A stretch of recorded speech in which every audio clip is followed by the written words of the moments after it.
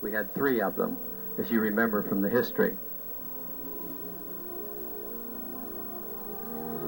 This is a picture taken looking east, or looking west from the east, up on top of the Ashenfelder's Hill, looking toward the west to see the homes of the Custers, the Friends, where the Schaefers, the Ridings, and the Moons, and the Landises lived at one time, the Wrights, and the Steins, and the Smiths that lived one time or another on the Mosser farm. This is the old school looking down over from the hillside, showing the Methodist Church also.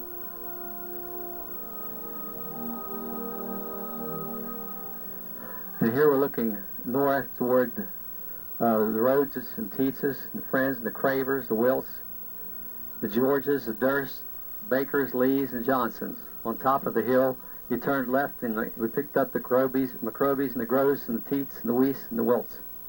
This is Ashenfelder's Lane, which leads to the home of the Schweitzers, and the Rexodes, and the Friends. Later, other names were added as the population increased, and we appeared from all directions. This is Uncle Jerry's home. You can see in the trees there in Bursey Wilt Farm, looking down on him from up on top of the hill. Here we see the new Methodist Church. The United Methodist Church was built after the demolition of the other church.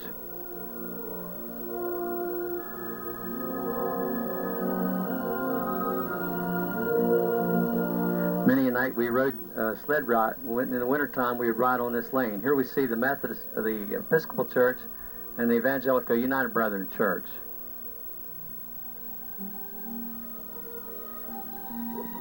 This is a home where, right here, where there was a service station down there. Getty O'Brien lived there at one time. Bob Reckner, Bob Schweitzer, Everett Bray, and that's the only ones I can remember. But this is looking down from the top of the hill. The cemetery is right back of the church and between the 2 churches.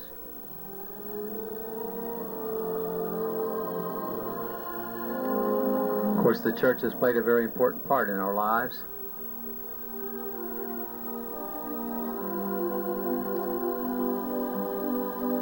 Another shot of the service stations where I just mentioned who lived there at one time. It's down now. And the 3rd school was located right beside it, which we'll see later on. I mean, the 2nd school. This is a close-up picture of the Episcopal Church, the old Episcopal Church.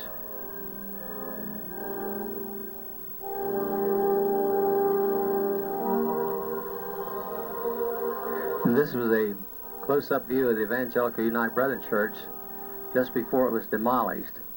But they added that addition on the back, which we'll see, and it was a very nice, holds very many precious memories.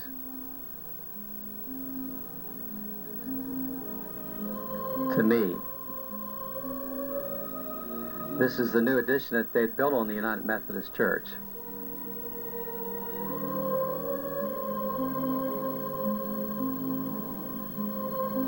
This picture shows the new addition and the new siding that was on the church. Of course, this was before the demolition of the church.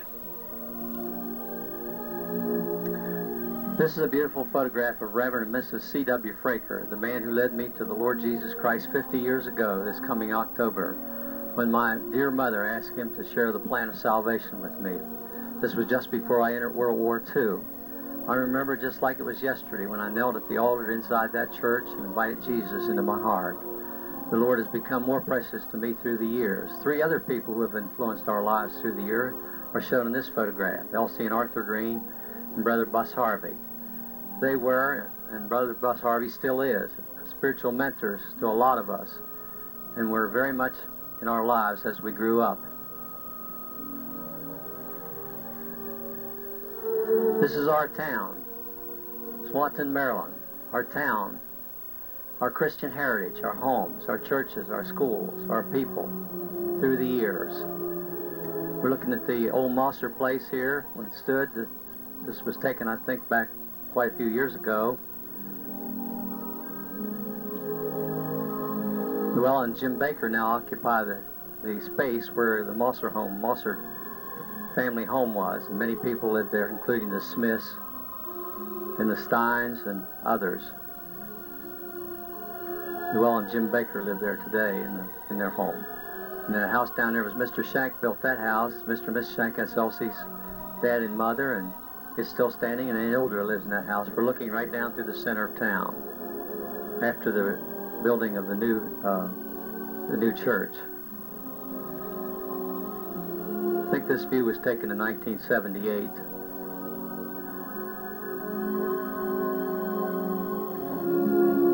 Here we see the school and the Methodist church.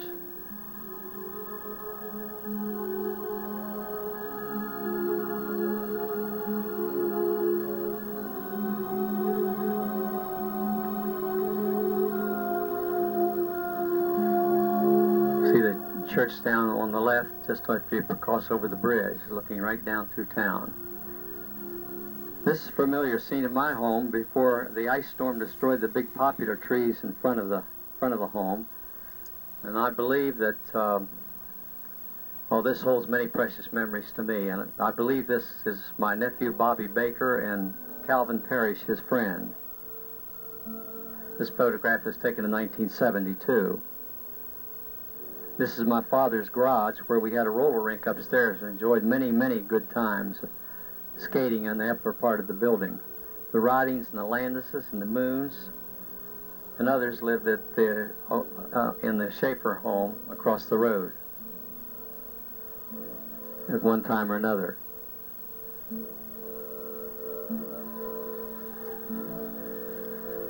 Many precious memories. I think these pictures were taken in 1967.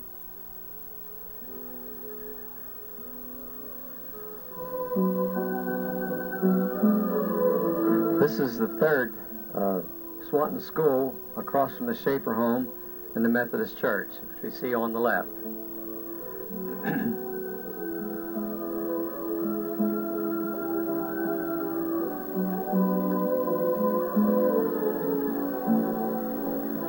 The new Swanton post office now occupies the position where the Methodist Church was demolished and the Schaefer home, and that is now the new Swanton. This is the third school right here, the one we went to.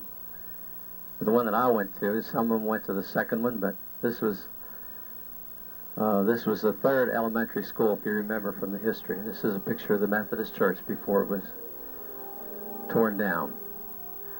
Adjoining the Methodist Church is the home of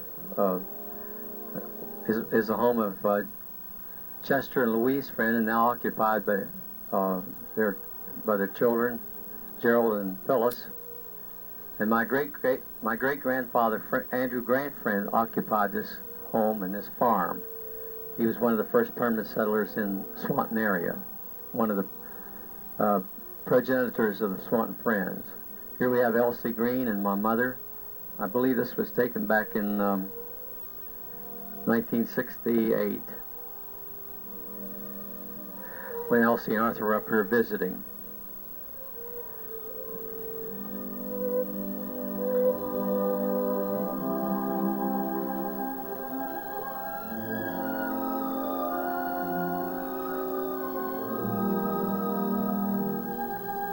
Elsie and Arthur were precious people, and their home was always open to the young people. This is the new home of my mother and father, built right beside of the school later on, and of course is now occupied by Mr. and Mrs. Jean Wilt. A lot of the folks that we knew in Swanton, a lot of the folks we knew when we were children are now gone on, including our classmates. Apple butter time in October was a precious time. Here we see Leona stirring the apple butter, Leona Sharpless. Wilt stirring the apple butter. Sees a couple other people we recognize here. This is Sandy Friend, and we see Orville Teets and Dan Hudson standing beside of her.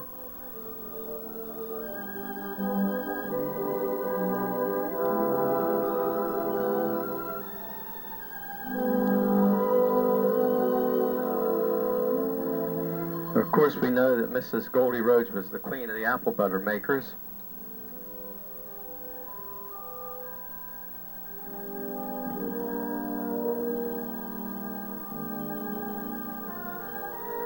I'll tell you, there's nothing that tastes any better than good old apple butter made in copper kettle, the old-fashioned way. Here we see Linda and Alberta stirring the apple butter here.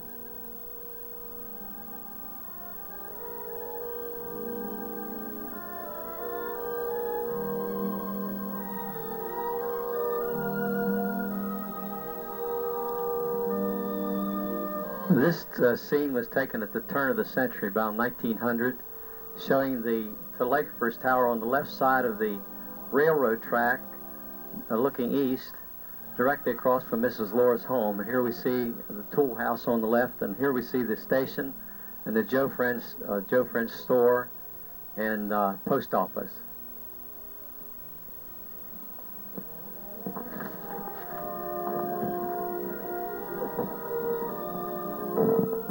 The station, I see a lady sitting on the steps there waiting the train to get on the train. And I believe we have another gentleman up here waiting to get on the train, and I see someone back at the store, up at the store there. This is, of course, looking westward, looking westbound on the train, and we see the trackmen up there working, and also the telegrapher's tower, again, right there at the crossing, where the crossing is today.